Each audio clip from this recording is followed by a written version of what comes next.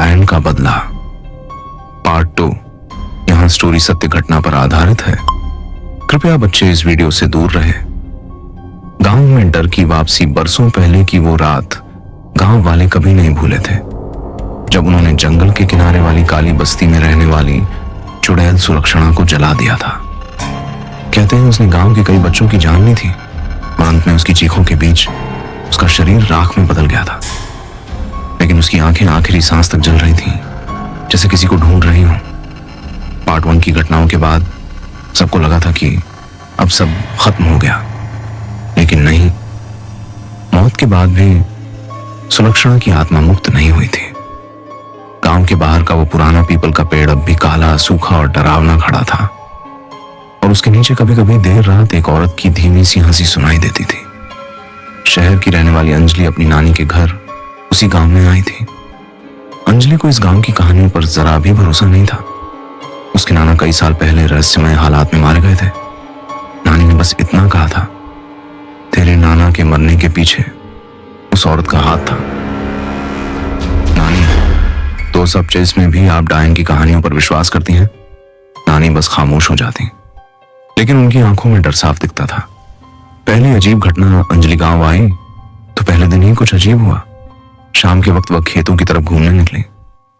हवा ठंडी थी, लेकिन अचानक एक हिस्से से बहुत तेज सड़ांत की बदबू आई। वहां जमीन में गहरा गड्ढा था और उसके भीतर से एक जला हुआ, आधा सड़ा हुआ चेहरा उसे घूर रहा था। वो चिल्लाकर भागी, लेकिन जब पीछे मुड़ी, गड्ढा गायब था। उसे लगा शायद वहम होगा। अगले दिन अंजलि की मुलाकात गांव के पंडित रामलाल से हुई। उन्होंने अंजलि को चेतावनी दी, बिटिया, पीपल के पेड़ के पास मत जाना और रात के समय घर से बाहर मत निकलना। अंजलि हंसते हुए बोली, पंडित जी, मैं शहर से हूं, यह अंधविश्वास मुझ पर नहीं चलेगा। यह अंधविश्वास नहीं, मौत का सच्चा। तीसरे दिन गांव में बिजली चली गई। बाहर का चांद बादलों में छुपा था। अंजलि खिड़की के पास खड़ी थी, तभी उसने पीपल के पेड़ की तरफ देखा। पेड़ के नीचे सफेद साड़ी पहने एक औरत खड़ी थी। उसका चेहरा काले बालों से ढका हुआ था, लेकिन उसकी गर्दन अजीब तरह से एक तरफ मुड़ी हुई थी, और वो धीरे धीरे अंजलि के घर की ओर बढ़ने लगी। अंजलि के पैरों में जैसे जान ही नहीं बची। उसने दरवाजा बंद किया, खिड़की पर पर्दा गिराया, लेकिन अगले ही पल खिड़की के शीशे पर एक हाथ की छाप थी, जली हुई काली, जैसे कोयले से बनी हो। डायन का इरादा पंडित रामलाल ने अगले दिन बताया कि सुलक्षणा की आत्मा अब शांत नहीं, बल्कि पहले से भी ज्यादा शक्तिशाली हो गई है। वो जिसकी औलाद को छू ले, उनका वंश खत्म हो जाता है। अंजलि, तेरा जन्म उसी दिन हुआ था जिस दिन उस औरत को जलाया गया था।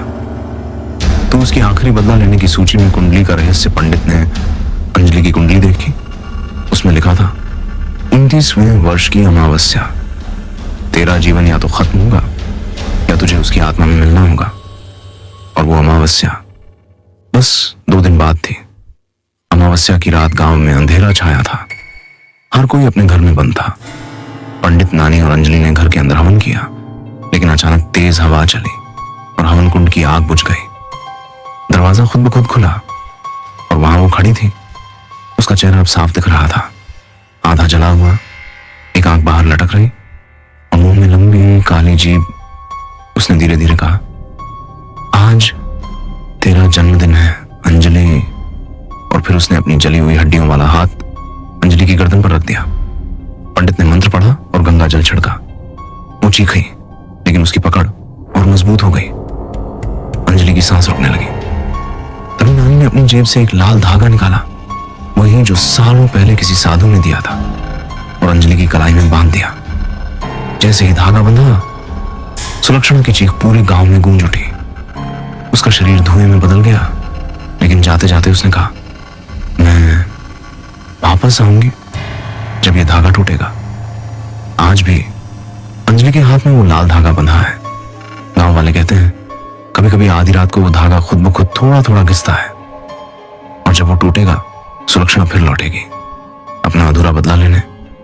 अगर आप चाहें तो मैं इस कहानी का पार्ट 3 भी बना सकता हूं, जिसमें लाल धागा टूटने के बाद के डरावने घटनाक्रम दिखे, ताकि ताकि ये एक और भी लंबी और लगातार चलने वाली हॉरर सीरीज बन सके। क्या आप चाहते हैं मैं डायन का बदला पार्ट 3 की स्क्रिप्ट भी तैयार कर दूं, जिसमें ये डर और आगे